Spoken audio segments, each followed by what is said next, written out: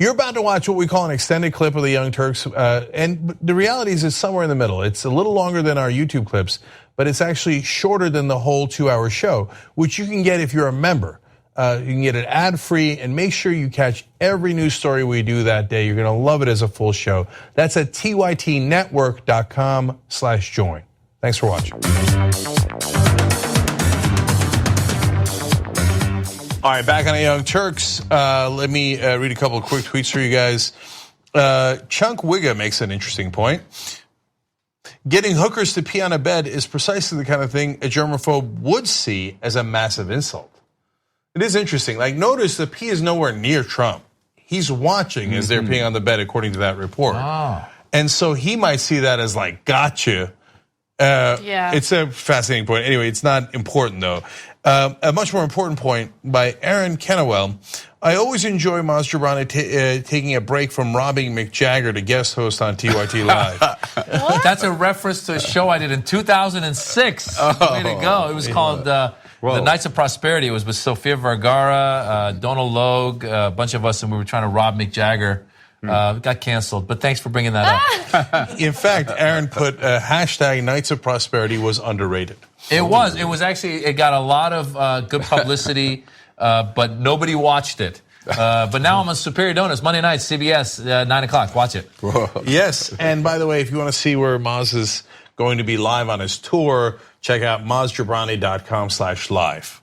Yes, I'm back on the road. I'll be in LA, New York, Atlanta, a lot of places. So check it out. Come see me live and give me a hug for that show that was canceled. I'll actually be going on tour with him so you can mentor me on the comedy off where I'm going to kick your butt. These two want to go at it. Let's see what happens. Maybe you could be a ref. I will. From the left, Bill Press's new book. Everybody check that out, okay? And last plug is shoptyt.com, where you can get that great shirt that Anna's wearing, among many others. Today is a very good day to wear your very stable genius shirt, given this instability of Donald Trump, which I wore at an airport coming back from Vegas this morning. Got a lot of. So shoptyt.com. Okay. All right. An RNC official has resigned from his position following an explosive report that reveals the fact that he paid a Playboy model $1.6 million in hush money to prevent any information about the affair he had with her and the fact that she got pregnant from that affair and then had an abortion. Now, Elliot Brody is his name. He's the former deputy finance chair of the RNC, and he's a longtime Trump supporter. He's an interesting looking guy. Now, under the terms of this deal, the Republican donor, Elliot Brody, would pay the woman in installations over the course of 2 years, and in return, she would agree to stay silent about their relationship. Now, here is the fascinating part about all of this, the most important part about all of this, because who cares about their affair? This deal, this settlement was arranged by President Trump's personal lawyer and fixer, Michael Cohen. So we're seeing, again, a pattern of Cohen coming in and paying hush money to different women who could potentially destroy the careers of men who are either Donald Trump himself or connected to Trump. The lawyer for the woman, Keith M. Davidson, also represented 2 women who were paid during the presidential campaign for their silence about alleged affairs with Trump, Karen McDougal and Stephanie Clifford, also known as Stormy Daniels.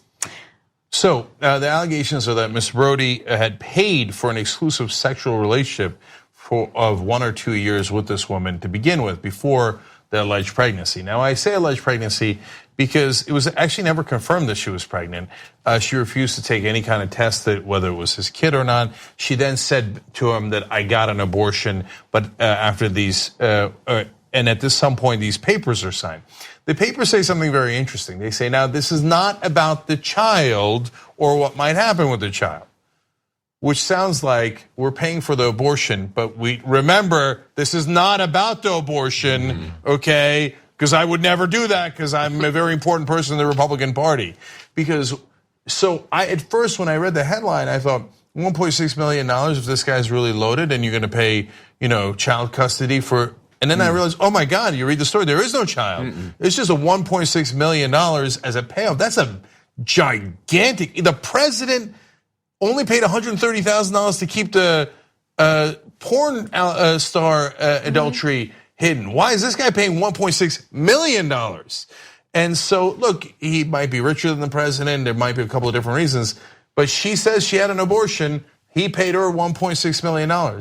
Even if he didn't agree to the abortion as he claims. First of all, he doesn't seem to be shedding any tears. Second of all, I thought you guys told me, the pro-life guys told me that it was murder. So why would he pay $1.6 million to a person who murdered their child?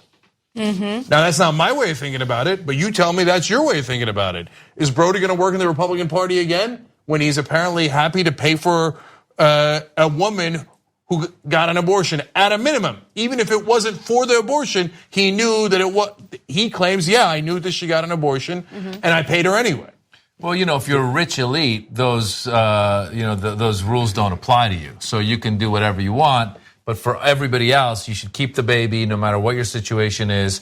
You need to keep the baby because they've decided for you. But if they're rich and they can pay it, then they'll do it. And also, by the way, Michael Cohen is involved in a lot of sexual related issues. He's like a pimp.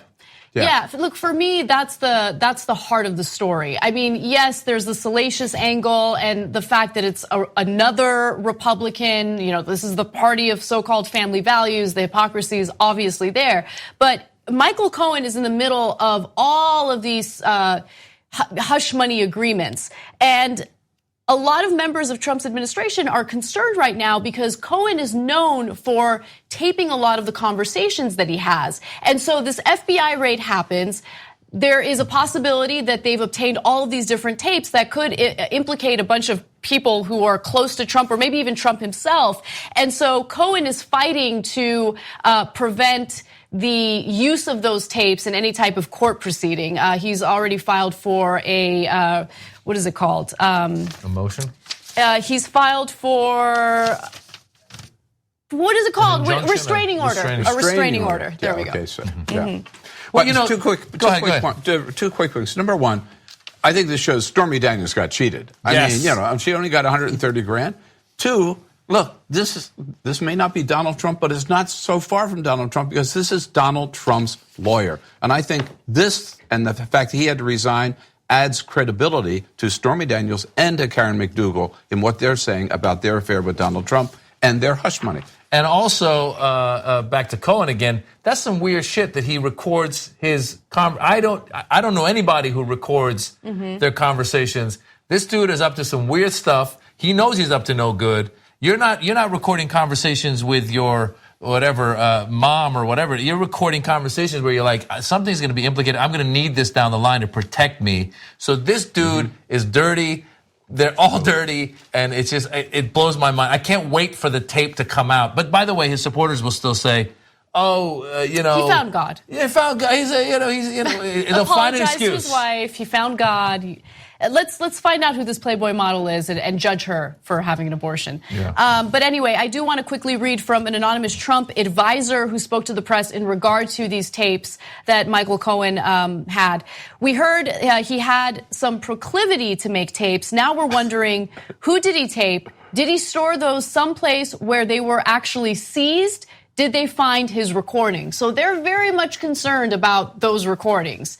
I am not concerned. I am excited, and I'm curious to see what comes out from these tapes. Me too.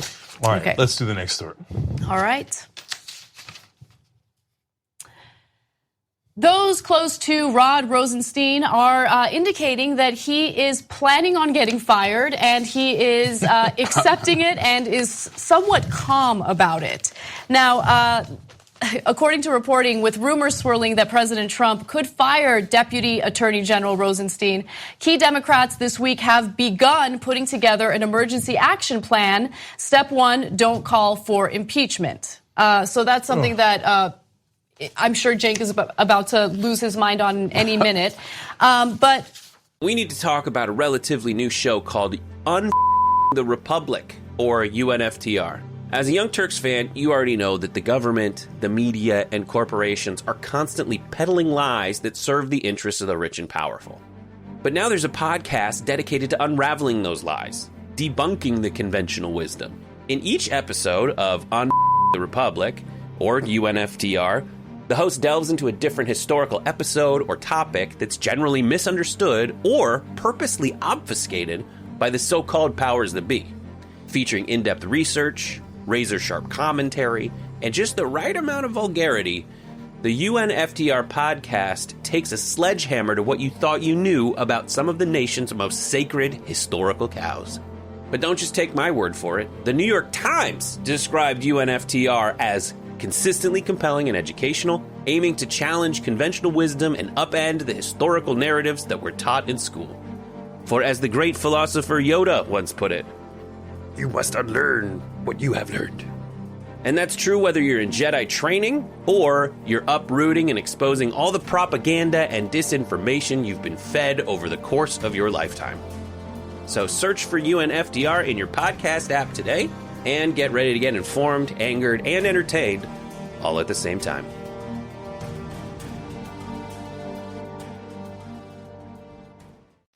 A source who spoke to Rosenstein said he seemed fully aware that he may soon lose his job and was at peace with the possibility, confident that he had done his job with integrity. So this is actually interesting because he has been in touch with ethics officials in the Department of Justice in regard to his involvement in this investigation involving Special Counsel Mueller.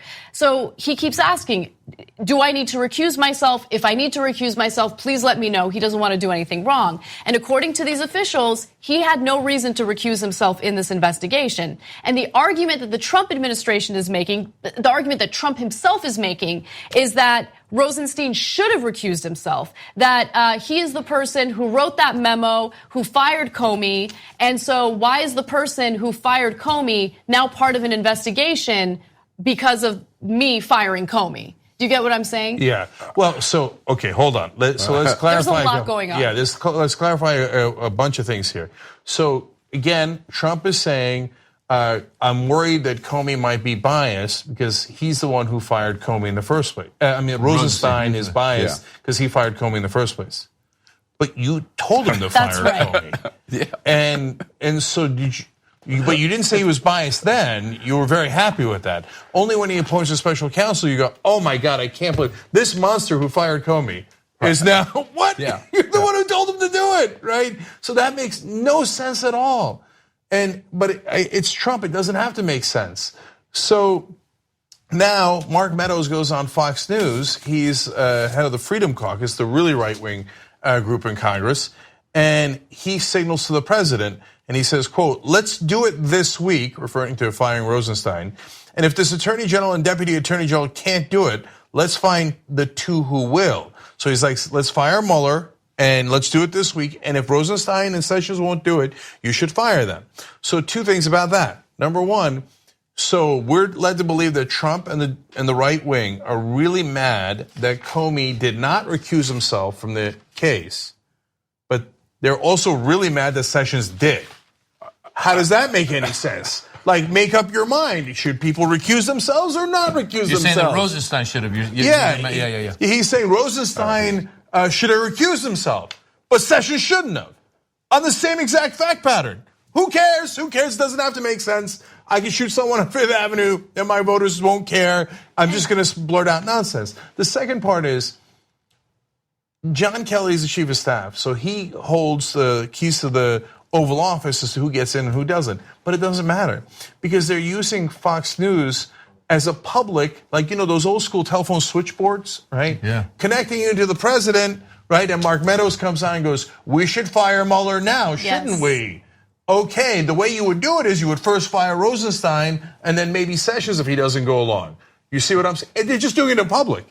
And so they could get to the president because they know he watches Fox News. And remember, Trump didn't ever have a problem with Rosenstein until it hit headlines that Rosenstein is likely to testify in this investigation, that Mueller has asked for him to testify, and he is likely to testify because, of course, he was the one who was directed by Trump to fire Comey. So him testifying is important to this investigation. Trump doesn't like that, and so that's part of what started all of these.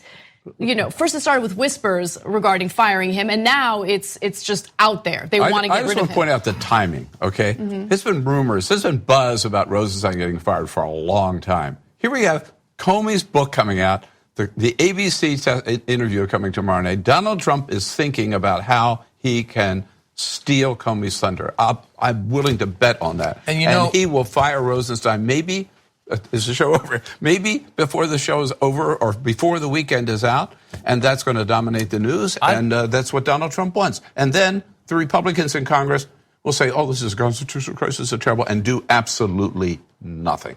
Yeah, I don't want him, obviously, to fire him, but I'm so sick of this cliffhanger that I'm like, just fire him already. Fire these, let's get on with it. He's waiting for the right time. Yeah, the joke was that this guy is a reality star. He had a show on NBC. Now he's managed to have a show on every network, including this network, including everywhere. This dude is the modern-day P.T. Barnum. He's got everyone talking about him. It's like, fire the guy already, and please just let's get rid of this guy, because I'm getting a headache. I have children I want to talk to.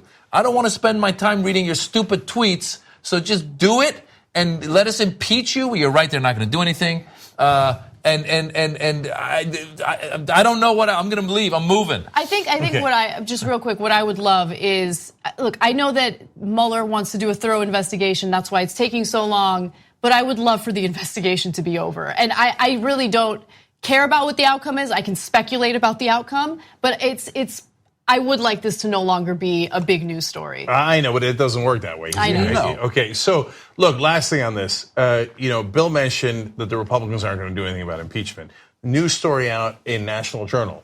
Turns out some portion of the Democrats are counseling that they should do nothing. So they're like, we're going to beat the Republicans to the punch in doing nothing if he fires Rosenstein. Led by Mark Warner and the so-called moderate Democrats. They say, step one, don't call for impeachment. And that there should be a cooling off period where we don't say anything about it for 1 or 2 days. So in the middle of him creating a constitutional crisis, and when the iron is hot, as usual, the incredibly stupid Democrats are like, oh, let's not do something about it when everyone cares. When everyone cares. No, let's do a cooling off period and make sure we don't do it. Why? So let me read you from graphic 36 here from National Journal. Leaders came to the conclusion that talking about impeachment would be unproductive because it would turn away Republicans. Wow. Wow. But isn't the whole, I mean, look, I don't know if it's the whole point, but Democrats have been pushing for an investigation into Russian meddling since the beginning because they want to make an excuse for why Hillary lost. I mean, and so now they're not going to do anything about it? I don't understand. So if there is proof of Russian meddling, if this investigation indicates that there was collusion or obstruction of justice, they're not going to do anything about it? No. It just proves that Democrats can screw up a 2-car funeral. I mean, you know what? Seriously, this is the moment. This is the opportunity. If all of this happens, which I think it is going to happen, and for them to take this approach that now's the time to do nothing, no, now's the time to grow a pair and take action. And that's what the American people want. And this insane idea that we may turn off some of the Trump base or turn off some Republicans, they're never going to freaking vote for you anyhow. They're already pretty turned off. They're the passive aggressive in the relationship. They're just, like they caught the other person doing the wrong thing, and the other person goes, "You want to talk about this?" And no, I think I'm just going to go over here in the corner and drink my tea. Insane. Yeah. All right, let's finally move on to Andrew McCabe. All right. A new report has been released in regard to the firing of Andrew McCabe, and Donald Trump is very happy about this report. It's coming from the Justice Department's Inspector General. And according to this report, it accused Andrew McCabe, the former FBI deputy director, of repeatedly misleading investigators. Now, remember, when McCabe was fired by Jeff Sessions stated that there was a lack of candor when it came to McCabe, and that was the reason for firing him. When investigators asked whether he had instructed aides to provide information in October of 2016 to a reporter with the Wall Street Journal, Mr. McCabe said he did not authorize the disclosure and did not know who did. But McCabe did approve the FBI's contact with the reporter. That's according to this report. Also, McCabe's disclosure of the existence of the ongoing investigation in the manner described in the report violated media policy of the FBI and Justice Department and constituted misconduct. Again, this is according to the report that was released by the Inspector General. Donald Trump responded to this in a typical Donald Trump fashion. Let's go to his tweet. DOJ just issued the McCabe report, which is a total disaster. He lied. McCabe was totally controlled by Comey. McCabe is Comey. No collusion, all made up by this den of thieves and lifes. Of course, misspelled. All right. Again, just a moment in time. Imagine if Obama had just sent that one tweet. Just that one tweet. Dozens of congressional investigations. He's lost his mind. We're thinking of using the 25th Amendment. Everything under the sun. That tweet, I know we've not gotten used to Donald Trump being insane, but we shouldn't be. The emperor has no mind. That tweet is totally insane. Okay, and now the fun part, totally wrong. Why? That's his opinion. What do you mean wrong? The Inspector General report, which Trump, of course, did not read, actually blames McCabe. It does. That part is true. It blames McCabe for lying to Comey and undermining him. They were against one another. The whole point of the report is, I can't believe McCabe lied to Comey. Trump tweets out, you see McCabe and Comey working together the whole time. That's the exact opposite of what the report says. The whole problem with McCabe was that he dared to lie to Comey. And Trump's like, yeah, you see that? Comey and McCabe, no difference. They're the same guy. Just read it for a second. I know you're not going to read it because you can't read, apparently.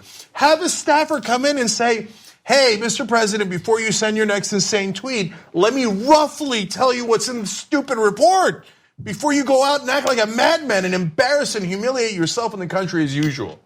At TYT, we frequently talk about all the ways that big tech companies are taking control of our online lives, constantly monitoring us and storing and selling our data. But that doesn't mean we have to let them. It's possible to stay anonymous online and hide your data from the prying eyes of big tech. And one of the best ways is with ExpressVPN. ExpressVPN hides your IP address, making your activity more difficult to trace and sell to advertisers. ExpressVPN also encrypts 100% of your network data to protect you from eavesdroppers and cyber criminals. And it's also easy to install. A single mouse click protects all your devices. But listen, guys, this is important. ExpressVPN is rated #1 by CNET and Wired magazine. So take back control of your life online and secure your data with a top VPN solution available, ExpressVPN. And if you go to expressvpn.com/TYT, you can get 3 extra months for free with this exclusive link just for TYT fans. That's expressvpn.com/TYT. Check it out today. It's very descriptive. The fact that he doesn't read, it's actually kind of funny. I've been using Trump's not reading as a way to encourage my 7-year-old to read. My 7-year-old daughter doesn't like Trump. That's depressing. And when she doesn't read, I go, do you want to be like Donald Trump? And then she goes, okay, I'll read. So it's working. So thank you, Mr. Trump. Oh, that's pretty sad, isn't it? It is sad. But you got to understand, too, the whole push here against McCabe is an attempt for them to undermine Robert Mueller and the whole investigation. Right. And whatever happens to this report, I think we can take some comfort in that's not going to happen. I mean, Mueller is a serious guy. He's on the right track unless they fire Mueller, and then all hell breaks loose. But it does have relevance, and I want to make one more point about it that almost no one else is making because it provides context. So first of all, the part that people do acknowledge that it's relevant because McCabe might actually be part of the trial at one point because he corroborated Comey's notes that Comey took at the time. Now, Comey and McCabe don't like each other, but McCabe's testimony is going to be, according to what he said already in public, yeah, Comey was right about that. He did talk to Trump, and apparently Trump did, at least Comey's notes indicated Trump said that on that day. Now, a report comes out saying, well, McCabe has had trouble with candor in the past, but that was in regards to how he was trying to undermine Comey. So if you're a jury, if it comes to that, you might say, well, in some ways that maybe makes McCabe more credible because he doesn't like Comey, and he's still saying Comey was right about this. But Trump's lawyers would certainly get to say, this guy's a liar. We told you he was a liar. You should discount all of his testimony, and hence you should discount Comey's notes of Trump saying inappropriate and possibly illegal things that led to obstruction of justice. That's the whole point behind this. So understand that. Now, the part that people are not talking about is that, actually, Bill, you go, and then I want to come back to that. Well, no, the other thing, I just it sounds like a constant theme, but I keep wanting to come back to the timing, too. Why did this break today? We've heard about this. McCabe report has been predicted for the last 2 weeks in Washington. It hits today, the same day, suddenly we're hearing about James Comey. They're trying to undermine Comey, Mueller, McCabe, anything to do with it. And I think the basic point is Donald Trump sees the Department of Justice not as this independent department to enforce the laws of the land, but as a bunch of lawyers who are there to protect him. He sees them as his personal government-funded attorneys. That's what he sees them as, and that is not what they are supposed to do. They are supposed to be independent, and they are supposed to uphold the laws. And it's just my mind always goes back to the Republican National Convention and how speech after speech talked about Trump being the law and order president. And they were talking about that in the context of police shootings where all these unarmed people were getting shot and killed, and how they supported those cops and how all those people who got shot and killed deserved it. In that context, he's the law and order president. When it comes to everything else, how is he? I mean, he is not a law and order president at all. And he only wants to protect himself, wants to protect those who are loyal to him, and he's setting this standard and honestly kind of like a warning to anyone who's around him. If you're not loyal to me, if you don't do my bidding, you will be gone. And I don't know why anyone would want to work in an environment like that. So the thing that people are not talking about is, he leaked, McCabe did, and then he lied about it, which is what every leaker does. They go, it wasn't me, right? So you actually could get almost any government official on this same exact thing. So it's called selective prosecution. So Trump pressured the inspector general to go do a report on McCabe, and then they got him for lying about this, and I'm sure he did lie. I believe the inspector general lied about that McCabe lied about this. But you could do it to every single Trump staffer if you wanted to. How about Trump? And to Trump, he leaks. And lies. And there was that great report at one point where they said that they found the primary culprit in the leaks. And they were trying to figure out, was it Reince Priebus, was it Steve Bannon, et cetera. They realized, no, he's in the building. It's Trump. Because at night, he would go to his private residence and call all of his buddies and be like, can you believe this happened and then that happened? And his friends would leak it to the press.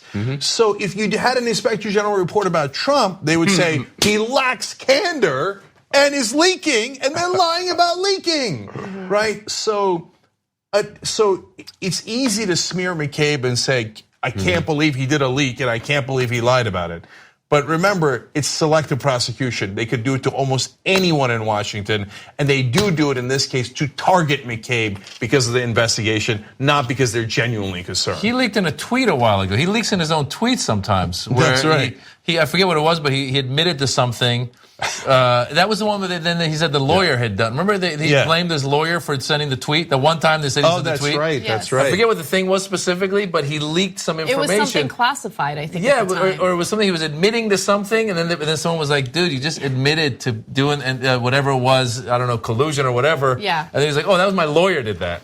So there's one other thing that I want to mention, and it's kind of tied to all of this. The Russia investigation, Comey's memoir, all this negative press that Trump is getting at this very moment. It seems like everything's kind of coming together in the worst possible way for Trump, best possible way for people who don't like Trump. And so Fox wants to do Trump a favor, right? They want to give Trump some advice on how he can distract the American people from all this negative attention that he's been getting. And what you're about to watch right now is incredibly scary and destructive when you consider the fact that Trump watches Fox religiously, and he usually acts or reacts to whatever it is, whatever advice they give him on these various shows on Fox. So let's take a look at this video from Fox and Friends. Do you think this will be the #1 story? Oh, I have no doubt that Comey and now that the $30,000 payoff to a doorman about a purported love child. That if the president and France and the UK decide to strike Syria, don't you think that story would be a bigger story than Comey's book that's released on Tuesday?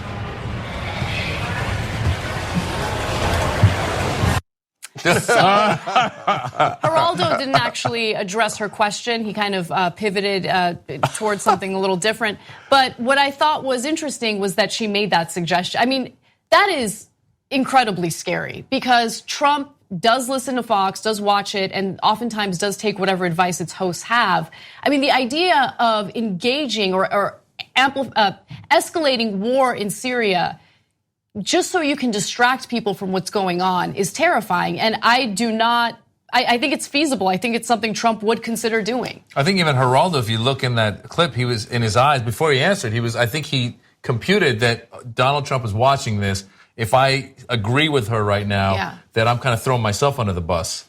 So you're absolutely right. That signal's being sent. Here's what's scary. The Constitutional Convention at one time, they debated perhaps having a triumvirate as president. I think we've got it now. And it's Steve Doocy and Ainsley Earhart and Brian Kilmeade. God save the Republic. Yes. So I totally agree with Maz. Geraldo clearly was like, oh my God, why did she say that? We're not supposed to say that out loud, right? So that's why he did the pivot. Watch this weekend. Right.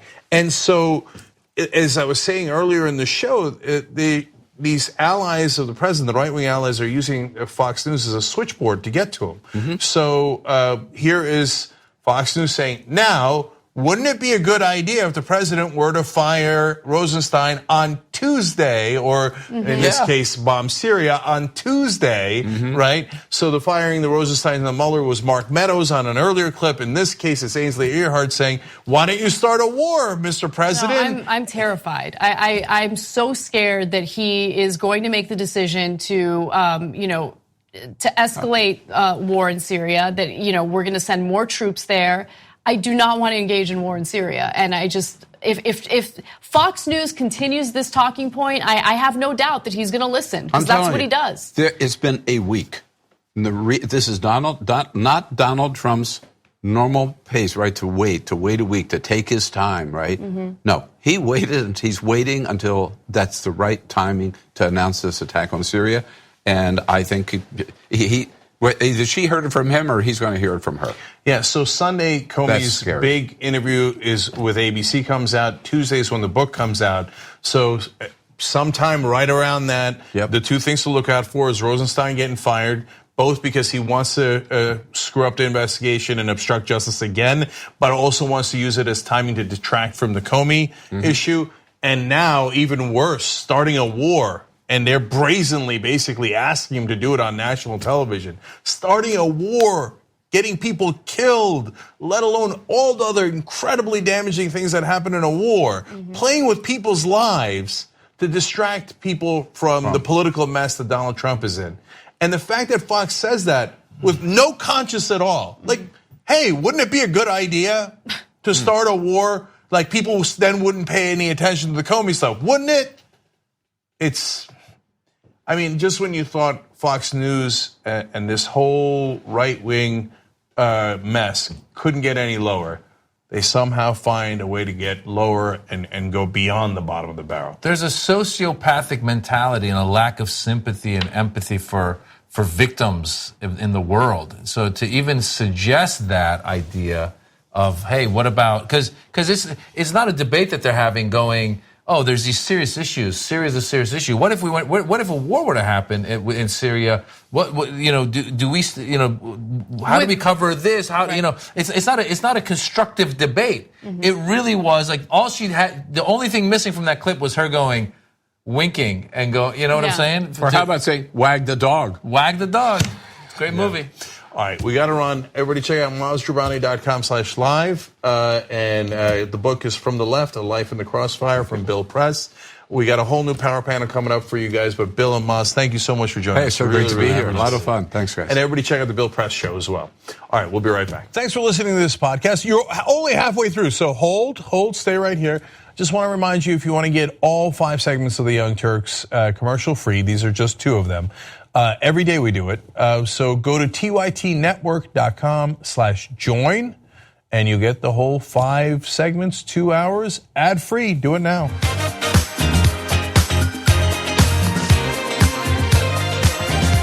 All right, back on the Young Turks. Lots of praise for our promos during the live stream, so thank you guys. One of them was Valo Grant, who wrote in, that clip of Jimmy Dore interviewing Hillary has been clipped together very well, and oh my God, Brett Ehrlich's leading the show in hour 2, yay. Nice. Yay. Okay, with a bit of an emoji there at the end. And Jay writes in, all these states could just legalize weed. It's a pretty simple way to raise wages for teachers. Well, that's a good idea. You'll get more taxes that way. Calm the kids down. I wouldn't give it to the kids, but I hear you. I hear you, Brett. Okay. And the members of the day are Todd Jagger and Lauren Siddles. The Jaggernaut also running for office in Texas now, was a huge part of Wolfpack for a long time. So thank you to all the members who participate in all the different ways. For the members, not only do we have the Friday postgame as we normally do, but I'm also going to do something live after the show, which we almost never do on Fridays. I'm going to interview Jeremy Hymans and Henry Timms. They wrote the book New Power, How Power Works in Our Hyper-Connected World and How to Make It Work for You. But that's a super interesting book about the old world and how it's top down, whereas now new power is bottom up. And so it has a lot of interesting political implications too. So if you're a member, you could watch it live at 8:15 Eastern. So to become a member, tytnetwork.com/join. All right, Brett, what's next? All right, we promised it, we're delivering it. It's Diamond and Silk. Who are Diamond and Silk? Well, they are 2 women who, here they are, they have a popular Facebook page, they're Trump supporters, and they were actually on like the FEC declaration as being paid by the Trump campaign in 2016 as for field consulting services. A little while ago, they told people that they had been notified by Facebook that they were posting content that was, quote, unsafe to the community. Facebook apologized to them and said it was an error that they delivered this message in the first place. Diamond and Silk said that they have not communicated with Facebook since then, and they're very upset. And they're doing all these interviews on Fox shows talking about how they've been censored by Facebook. Facebook is like, no, we've reached out to you. To prove that, this is my favorite way they reach out. They found a Laura Ingraham tweet even, where she said, joining us next, Diamond and Silk, to discuss Mark Zuckerberg's testimony before Congress today. Facebook responds to this tweet even, saying, like, thank you for bringing this up. On Monday, we emailed Diamond and Silk twice. On Tuesday, we called and we commented on their Facebook post. We shared this comment. And then they post the screen cap of their comment being like, no. We are reaching out to these people. Then they post the receipts of the Facebook message to them. It's pretty amazing. But they kept saying how they were discriminated against by Facebook and how they were censored and their traffic went down and all of that. And it was mentioned, it was brought up in the Mark Zuckerberg testimony before Congress. Senator Ted Cruz, according to Think Progress, claimed that Facebook had blocked Trump supporters' Diamond and Silk's page with 1.2 million Facebook followers. It said that told Zuckerberg that Diamond and Silk's experience was proof that Facebook had engaged in a pervasive pattern of bias and political censorship. And he kept ramming home against conservative groups. Other people did this. Joe Barton of Texas brought it up. Marsha Blackburn of Tennessee.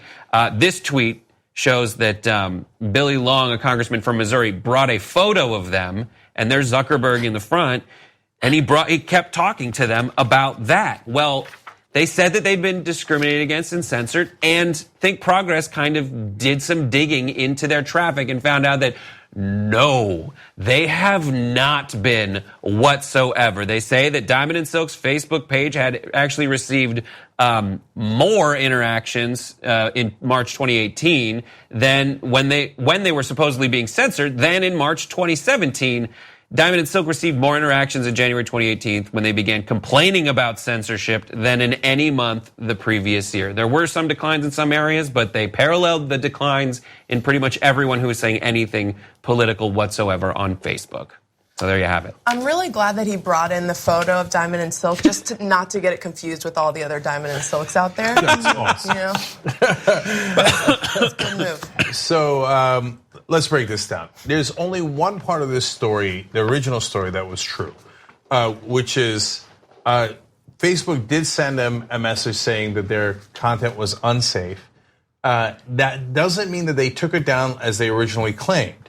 And I'd like to apologize to you guys because despite the fact that I did a lengthy rant about that on that day, and I'm totally vindicated by the numbers here on the overwhelming substance of it, but I did make a mistake in the beginning because they had said it so fervently as if it was fact. We said on the air briefly that their page was taken down. Right. Their page wasn't taken down. That was a lie. Never make the mistake of believing a Republican. Never make that mistake. Okay, so Ted Cruz came in there. It seemed like you just heard Brett read the quote. Seems so authoritative, and this proves a pattern of bias against conservatives, et cetera. As if they had done all this research and homework and et cetera. Their page was never taken down. None of their posts were ever taken down. So censorship is totally nonsense. The only part that's true is that it was demonetized for a while, which, as Anna and I explained, that happens all the time. And so in this case, Facebook came back and said it was a mistake, and then sends them that notice. They then lie that Facebook didn't send them the notice, even though it's public, it's obvious, it's everywhere. And they're like, no, this whole thing started on a lie. Why would we start telling the truth now? And so the whole idea that they then complained, our traffic went down in January. Facebook changed their policy in January that they're going to emphasize friends and family and not publishers. Everybody's traffic went down in January. Everyone's. Except for theirs, actually, because they were complaining about it so much that it actually drove more traffic toward their content. That's right, and that's ironic, et cetera. We'll get to those numbers in a second. But and what did I say on that first day of the Zuckerberg hearings when they hijacked it with this diamond and silk nonsense? I said, you're eventually going to find out that not only is it not true that Facebook or any of these social media guys discriminate against conservatives, just like the IRS story where they're like, oh my God, the IRS is going after conservative groups. You'll find out at the end, just like in that IRS story, that they actually brought down liberal pages even more. And you look at the numbers, that's exactly what happened. And by the way, it's not because Facebook hates liberals, right? Those are all, it's a complicated matrix. It's literally a complicated algorithm of things that go into what affects your Facebook page. But liberals and others treat it rationally. And they go, they made an algorithm change. You have to adjust, and this happened and that happened. And conservatives go in and they go, hey, all you lying, two-faced politicians that represent us, go lie on our behalf. And Ted Cruz and Joe Barton and all of them come out and go, oh my God, we're victims, we're victims. Look, and what does Facebook do? They go, no, conservatives, how can we help you? How can we help you, conservatives? So, hey, wake up, Democrats, wake up, progressives, and mainstream media most of all. Never believe a Republican. They're almost always lying. Stop calling it even. It's not even. Look at the actual facts. Do your goddamn job and look at the facts before you go spreading their nonsense propaganda. Great job by BuzzFeed and Think Progress that actually did that in this case. I just wanted to make a point about how, those on the right love to point their fingers at people who are living in poverty, people who might need some government assistance, and they love referring to them as people who play the victim, right? They're living in perpetual victimhood. And then as soon as anything happens that they don't understand, like algorithms or how Facebook works, they immediately misinterpret things as, I'm being targeted, I'm a victim, right? And so I can't decide whether or not this is an intentional thing that they're doing, because it actually does give them headlines. It does give them the type of attention that they're seeking. It does drive more traffic to what they're doing. Like the whole Ben Shapiro and Coulter speaking at Berkeley thing. They don't care about free speech. They've never cared about free speech. Ben Shapiro is not a free speech guy because there have been multiple instances of stories where people's actual free speech is being violated, and I haven't heard a word from him, right? But when it comes to that Berkeley thing, what did it do? It elevated his profile a little bit, gave him a little bit more attention. Ann Coulter noticed it, got a little jelly, did the same thing. And I'm seeing this happening with other members of the right. This whole diamond and silk thing, people on YouTube. conservatives specifically arguing that they're being, censored. You're not being censored, bro. And by the way, no one is entitled to monetization. No one is entitled to anything when it comes to these companies and the decisions that they make. No one. There is no constitutional protection that prevents you from being censored on any of these platforms. And by the way, there hasn't been any censorship at all. And they act like there's like a group of these left-leaning Facebook employees that are like, Diamond and Silk, we don't like them. No, it's an algorithm. People don't know how anything works anymore, and It drives me crazy. It does feel like I was like in a relationship and someone told me to like shave my beard, and like you had a long beard, and then the algorithm's like, shave your beard, and you shave your beard, and they're like, no, I liked your beard before, and you're like, well, I can't grow it back today. That's what it feels like, the back and forth of that. But yeah, a lot. As I said, like across the board, there were viewership cuts that happened on Facebook's platform. Yeah, so let me give you some examples of that. Like I said, in January, they make the big algorithm change. They tell you to shave your beard, okay, in Brett's analogy. And so Diamond and Silk's video views decline from 4.1 to 1.8 million. Now, that's out of context. If you just give that, then they go, oh my God, we're the snowflakes. We got triggered. We need a safe space. We need a safe space book. But wait a minute. You look at Rachel Maddow's video views. By the way, you could do this for any organization, okay? Because in January, they start de-emphasizing all publishers, okay? Rachel Maddow goes down much more dramatically from 6 million video views to 1.2 million. So totally cut. Now, Think Progress even included us, and so they said, all right, let's look at well-known progressives. Rachel Maddow goes down. And then when you look at online interactions, so Diamond and Silk are the numbers that we gave you before. Young Turks goes from 2.3 million to 760,000. Why? Because we're being censored. We're being censored. It's right-wing bias. Oh my God. Facebook, right-wing bias. Oh my God. Free speech is dead. Constitutional violations. Let me just throw out a bunch of jargon that's going to make people feel alarmed. But it's absurd. It's in the national record. That's the thing. Is like in the wake of the Mark Zuckerberg deposition or testimony, a lot of folks said, well, at the very least, XYZ thing mentioned by senator, congressperson, whatever, at least it made it into the national record. But these falsehoods are now in the national record. Are there going to be consequences for people acting on this? Of course no, there's not going to be any. Well, I mean, okay, just to look at the other side, guys, I do think that there is bias, in widespread in media against conservative viewpoints and against a wide range of viewpoints. But of course, I don't think that, like you said, pointing to falsehoods is the way to talk about that.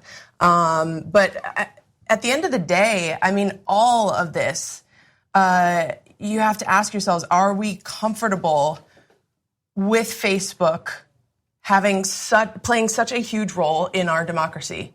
I think that's a question that I'm constantly asking myself with this. And it's not even necessarily related to this, but it's just the fact that we are having this conversation, that it is such a big part of our democracy right now.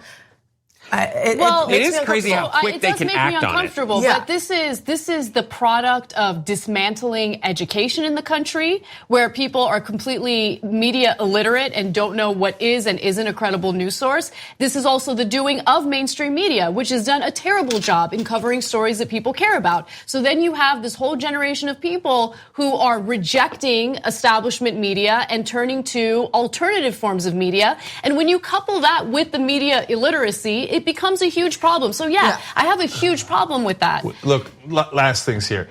Simone, I hear you that a lot of the journalists are vote Democrat. I don't know how liberal they are, but they vote probably for the Democratic Party. Right, and when we're talking about social media and who works at those companies, they are based in but they don't put that into the algorithm. They're not journalists. They're coders. So you can't write into a code, be more liberal. Or if you did, you'd be massively fired, right? And so it's just, in the case of Facebook, not remotely true. In the case of journalism, yes, a lot of the journalists are Democrats, but their bosses are massive conservatives.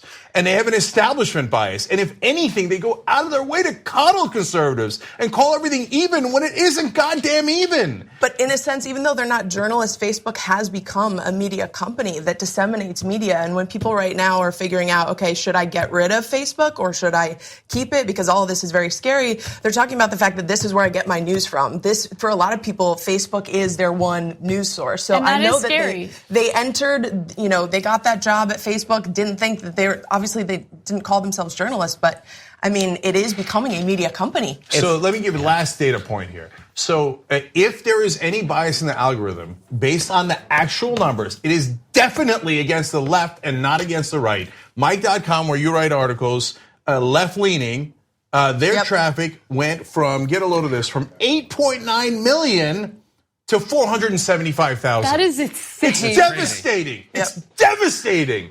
So if your conspiracy theory is right that Facebook writes in political bias into the algorithm, then they hate liberals. So look at the actual facts and stop coddling them. They're goddamn liars. That's what Ted Cruz is. That's what Joe Barton is. That's what Diamond and Silk are. Almost all the Republican politicians, led by Fox News, is a nest of vipers and liars. Stop giving them the legitimacy they have never earned. Young Turks. Thanks for watching what I hope was a lovely edition of the Young Turks. Now, you know that is 2 of the 5 segments that we do because that's free. We want to have you support independent media and come watch the whole show that we do every day. That's 5 segments overall, no ads at all. That's at tytnetwork.com/join. Come become a member. Thanks for watching either way. Thanks for listening to the full episode of The Young Turks. Support our work, listen ad-free, access members-only bonus content, and more by subscribing to Apple Podcasts at apple.co/TYT. I'm your host, Cenk, and I'll see you soon.